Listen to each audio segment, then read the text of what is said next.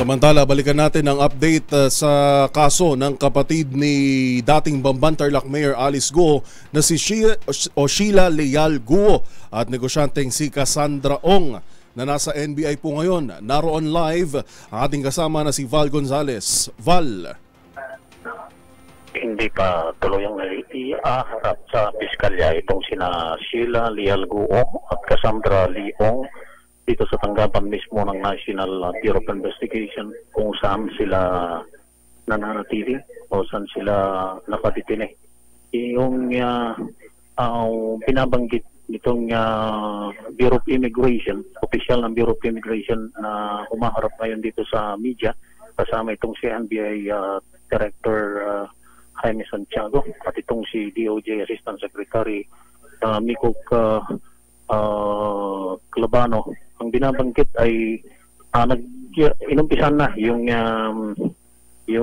immigration violation case kahapon doon sa Bureau of Immigration and Deportation laban dito kay Guo dahil doon sa misrepresentation bilang Pilipino at illegal na pag-iingat ng Philippine passport. Pero yung mga kaso na dapat ay isasampa laban dito kay Guo at laban dito kay Cassandra Leong ay hindi pa naisasampa dahil sabi nitong si Director Jaime Santiago ay inaayos pa nila yung mga kaukulang dokumento. Umarap lamang niya siya sa media dahil naintindihan niya yung matagal na paghintay ng media kaya umarap na sila sa isang press conference ngayong hapon.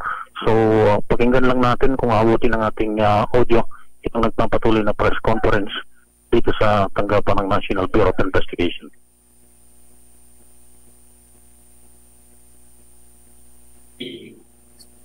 Information, we immediately coordinated with counterparts, not only in Indonesia but Malaysia and Singapore. Sumulat po ang immigration, sumulat na po sa kanila in addition sa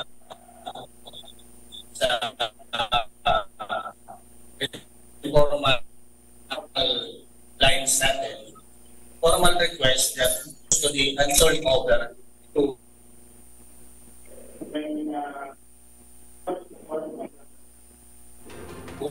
Go ahead, Val. Medyo nagpuputol-putol ang ating live feed mula dyan sa NBI, Val.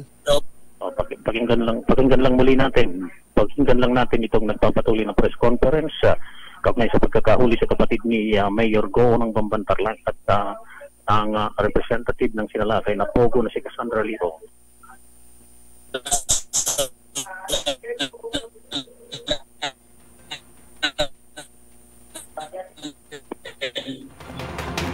Medyo Val, putol-putol yung feed. We have already made ongoing po yung investigation natin on that part.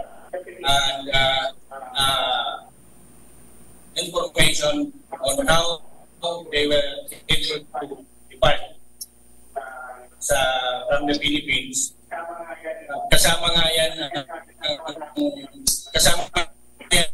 sa ginagawa namin ngayon. We are backtracking yung pinagdaanan nila going outside of the country. Yes, sir. We received information from the Ministry of Law and Human Republic of Indonesia stating that we were found in Island in Indonesia. And it's still there, sir. We would not be passing on the receipt namin at the Palos Alice Guo in the Philippines. I cannot confirm that. Again, it's an ongoing operation, so pasensya muna tayo.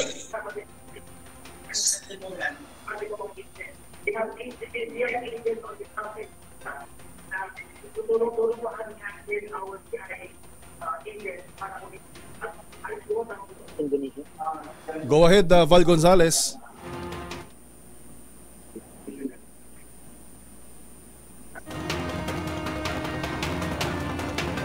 Alright, ang ating pong napapanood ngayon ay ang live press conference ng National Bureau of Investigation. Kaugnay pa rin po ito ng pagkakaaresto sa kapatid ni dating Bamban Tarlac Mayor Alice Guo na si Sheila Leal Guo at negosyanteng si Cassandra Ong. Makibalita po ulit tayo maya-maya lamang kay Val Gonzalez live mula sa NBI.